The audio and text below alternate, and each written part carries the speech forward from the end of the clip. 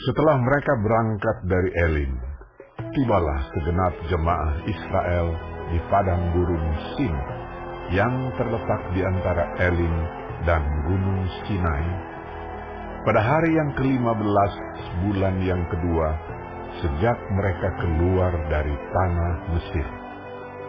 Di padang gurun itu bersungut-sungutlah segenap jemaah Israel kepada Musa dan Harun, dan berkata kepada mereka, "Kalau kami mati tadinya di tanah Mesir oleh tangan Tuhan, jika kami duduk menghadapi kuali berisi daging dan makan roti sampai kenyang, kamu membawa kami keluar kepada gurun ini untuk membunuh seluruh jemaah ini dengan kelaparan." Lalu berfirmanlah Tuhan kepada Musa, "Sesungguhnya aku akan menurunkan dari langit hujan roti bagimu. Maka bangsa itu akan keluar dan memungut tiap-tiap hari sebanyak yang perlu untuk sehari, supaya mereka kucoba apakah mereka hidup menurut hukumku atau tidak. Dan pada hari yang ke-6, apabila mereka memasak yang dibawa mereka pulang, maka yang dibawa itu akan terdapat 2 kali lipat banyaknya dari apa yang dipungut mereka sehari-hari." Sesudah itu berkatalah Musa dan Harun kepada seluruh orang Israel, "Petang ini kamu akan mengetahui bahwa Tuhanlah yang telah membawa kamu keluar dari tanah Mesir. Dan besok pagi kamu melihat kemuliaan Tuhan, karena Ia telah mendengar sungut-sungutmu kepadanya. Sebab apalah kami ini, maka kamu bersungut-sungut kepada kami." Lagi kata Musa, Jika memang Tuhan yang memberi kamu makan daging pada waktu petang, dan makan roti sampai kenyang pada waktu pagi, karena Tuhan telah mendengar sungut-sungutmu yang kamu sungut-sungutkan kepadanya, apalah kami ini? Bukan kepada kami sungut-sungutmu itu, tetapi kepada Tuhan. kata Musa kepada Harun, Katakanlah kepada segenap jemaah Israel, marilah dekat ke hadapan Tuhan, sebab Ia telah mendengar sungut-sungutmu. dan sedang Harun berbicara kepada segenap jemaah Israel, mereka memalingkan mukanya ke arah padang gurun, maka tampaklah kemuliaan Tuhan dalam awan. Lalu berfirmanlah Tuhan kepada Musa, "Aku telah mendengar sungut-sungut orang Israel. Katakanlah kepada mereka, pada waktu senja kamu akan makan daging, dan pada waktu pagi kamu akan kenyang makan roti. Maka kamu akan mengetahui bahwa Akulah Tuhan Allahmu." Pada waktu petang, datanglah berduyun-duyun burung puyuh yang menutupi perkemahan itu, dan pada waktu pagi, terletaklah embun sekeliling perkemahan itu. Ketika embun itu telah menguap, tampaklah pada permukaan padang gurun sesuatu yang halus, sesuatu yang seperti sisik, halus seperti embun beku di bumi. Ketika orang Israel melihatnya, berkatalah mereka seorang kepada yang lain, Apakah ini? sebab mereka tidak tahu apa itu. Tetapi Musa berkata kepada mereka, Inilah roti yang diberikan Tuhan kepadamu, menjadi makananmu. Beginilah perintah Tuhan, pungutlah itu tiap-tiap orang menurut keperluannya. Masing-masing kamu boleh mengambil untuk seisi kemahnya, segomer seorang menurut jumlah jiwa. Demikianlah diperbuat orang Israel. Mereka mengumpulkan, ada yang banyak, ada yang sedikit. Ketika mereka menakarnya dengan gomer, maka orang yang mengumpulkan banyak tidak kelebihan, dan orang yang mengumpulkan sedikit tidak kekurangan. tiap-tiap orang mengumpulkan menurut keperluannya. Musa berkata kepada mereka, seorang pun tidak boleh meninggalkan daripadanya sampai pagi. tetapi ada yang tidak mendengarkan Musa dan meninggalkan daripadanya sampai pagi, lalu berulat dan berbau busuk. Maka Musa menjadi marah kepada mereka. Setiap pagi mereka memungutnya, tiap-tiap orang menurut keperluannya. Tetapi ketika matahari panas, cairlah itu. Dan pada hari yang keenam, mereka memungut roti itu 2 kali lipat banyaknya, 2 gomer untuk tiap-tiap orang, dan datanglah semua pemimpin jemaah memberitahukannya kepada Musa. Lalu berkatalah Musa kepada mereka, inilah yang dimaksudkan Tuhan.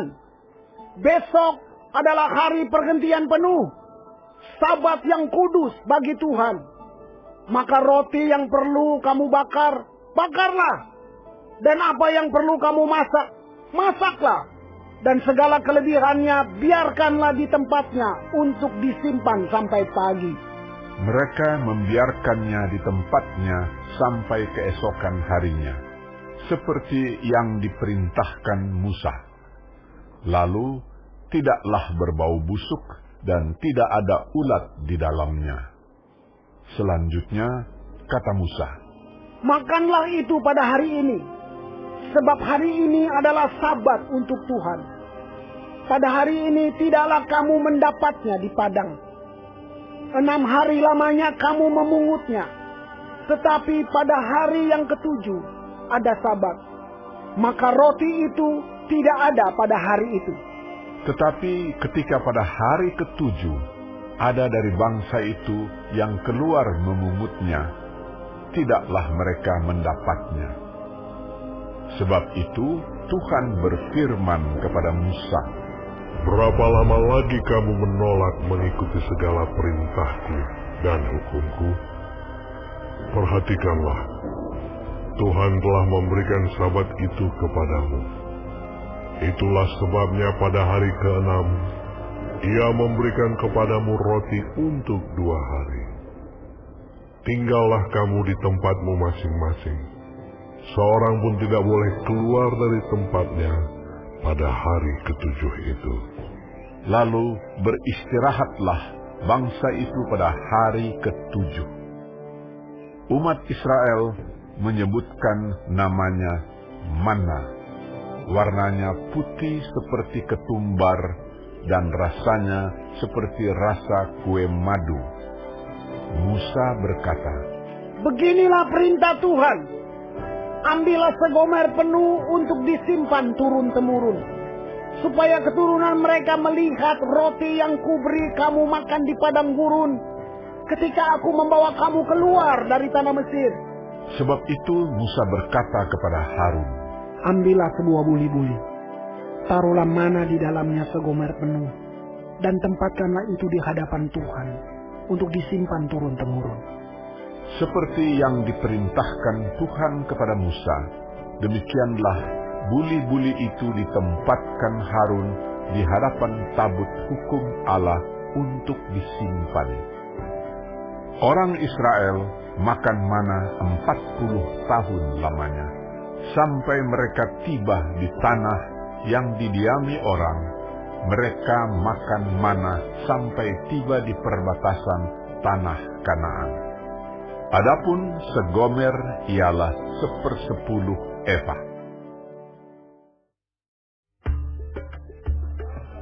Kemudian berangkatlah segenap jemaah Israel dari padang gurun Sin, berjalan dari tempat persinggahan ke tempat persinggahan, sesuai dengan titah Tuhan. Lalu berkemahlah mereka di Rafidim, tetapi di sana tidak ada air untuk diminum bangsa itu. Jadi mulailah mereka itu bertengkar dengan Musa. Kata mereka, Berikanlah air pada kami, supaya kami dapat minum. tetapi Musa berkata kepada mereka, Mengapakah kamu bertengkar dengan aku? Mengapakah kamu mencobai Tuhan?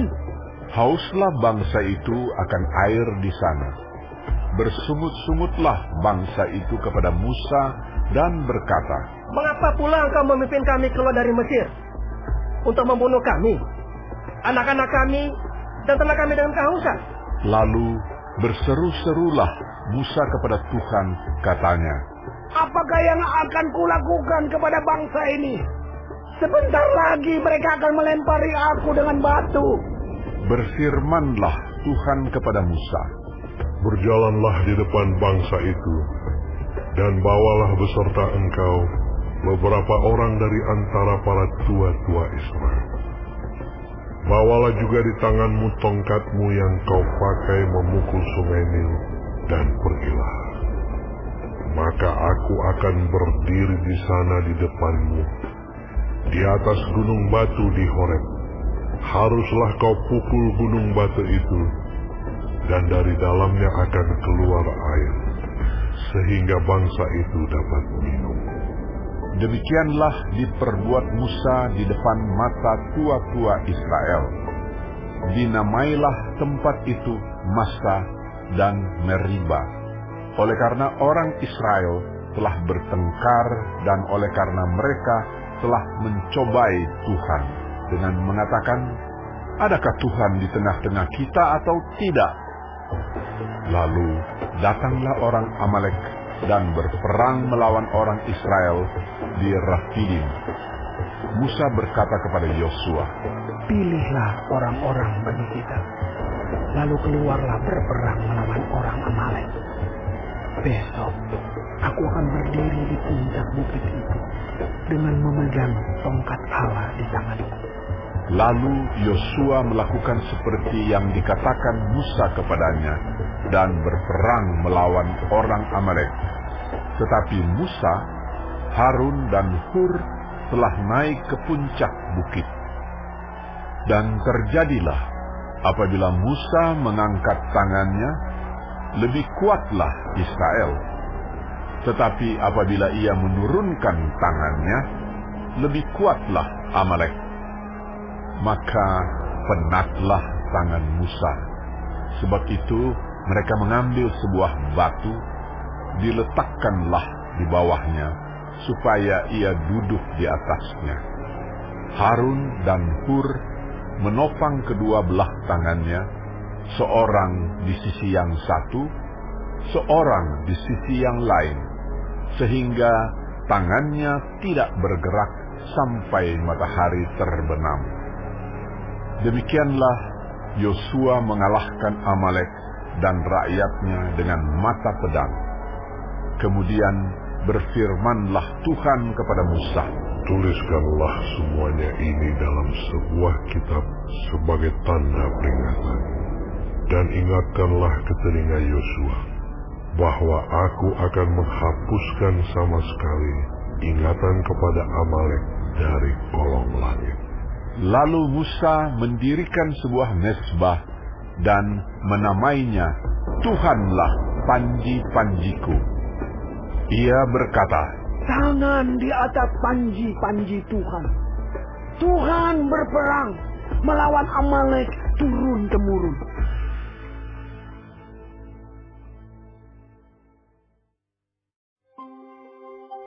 kedengaranlah kepada Yitro, imam di Midian, mertua Musa, segala yang dilakukan Allah kepada Musa dan kepada Israel, umatnya, yakni bahwa Tuhan telah membawa orang Israel keluar dari Mesir. Lalu Yitro, mertua Musa, membawa serta Zipora, istri Musa, yang dahulu disuruh Musa pulang. Dan kedua anak laki-laki Zipora, yang seorang bernama Gersom, sebab kata Musa, Aku telah menjadi seorang pendatang di negeri asing. Dan yang seorang lagi bernama Eliezer, sebab katanya, Allah Bapakku adalah penolongku dan telah menyelamatkan aku dari pedang Firaun. ketika Yitro, mertua Musa, beserta anak-anak dan istri Musa sampai kepadanya di padang gurun, tempat ia berkemah dekat gunung Allah. Disuruhnyalah mengatakan kepada Musa, "Aku mertuamu Yitro, datang kepadamu, membawa istrimu beserta kedua anaknya." Lalu keluarlah Musa menyongsong mertuanya itu. Sujudlah ia kepadanya dan menciumnya. Mereka menanyakan keselamatan masing-masing, lalu masuk ke dalam kemah.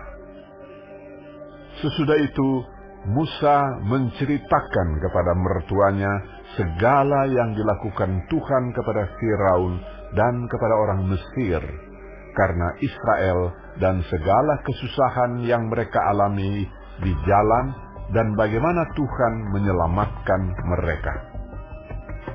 Bersukacitalah Yitro tentang segala kebaikan yang dilakukan Tuhan kepada orang Israel, bahwa ia telah menyelamatkan mereka dari tangan orang Mesir.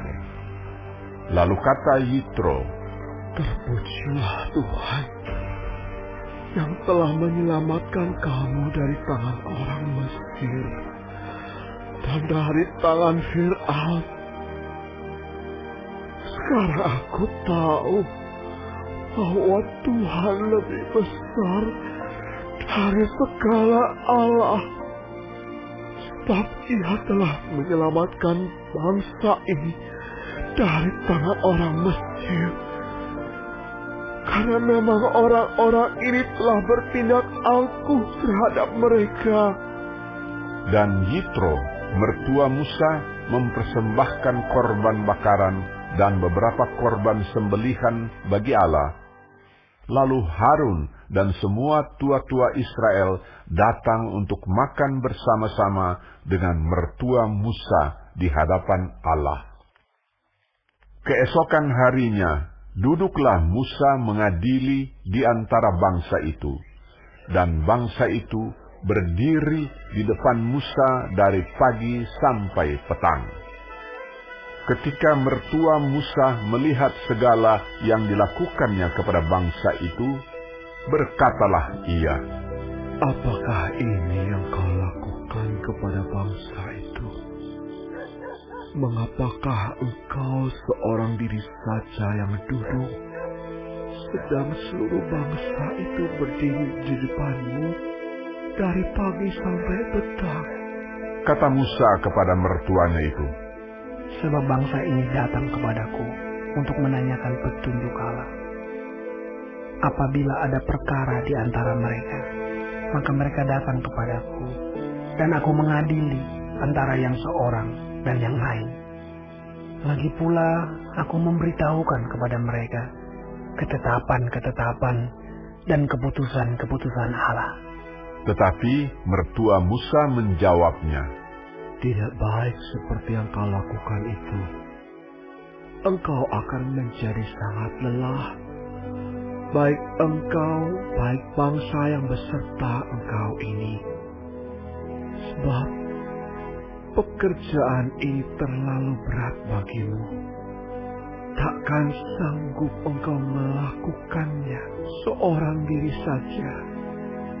Jadi, sekarang dengarkanlah perkataanku. Aku akan memberi nasihat kepadamu, dan Allah akan menyertai engkau. Adapun engkau, wakililah bangsa itu di hadapan Allah, dan kau hadapkanlah perkara-perkara mereka kepada Allah. Kemudian, haruslah engkau mengajarkan kepada mereka ketetapan-ketetapan dan keputusan-keputusan, dan memberitahukan kepada mereka jalan yang harus dijalani dan pekerjaan yang harus dilakukan.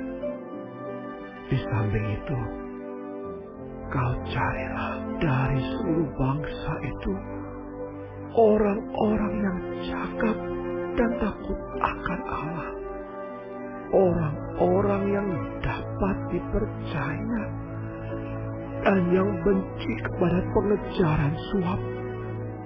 Tempatkanlah mereka di antara bangsa itu menjadi pemimpin 1.000 orang, pemimpin 100 orang, pemimpin 50 orang, dan pemimpin 10 orang. Dan sewaktu-waktu mereka harus mengadil di antara bangsa. Maka segala perkara yang besar haruslah dihadapkan mereka kepadamu. Tetapi segala perkara yang kecil diadili mereka sendiri. Dengan demikian, mereka meringankan pekerjaanmu dan mereka bersama-sama dengan engkau turut menanggungnya. Jika engkau berbuat demikian dan Allah memerintahkan hal itu kepadamu, maka engkau akan sanggup menahannya. Dan seluruh bangsa ini akan pulang dengan puas senang ke tempatnya. Musa mendengarkan perkataan mertuanya itu dan dilakukannya segala yang dikatakannya.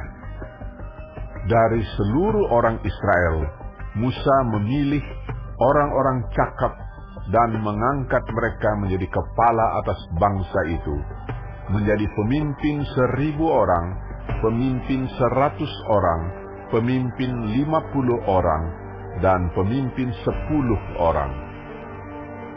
Mereka ini mengadili di antara bangsa itu sewaktu-waktu.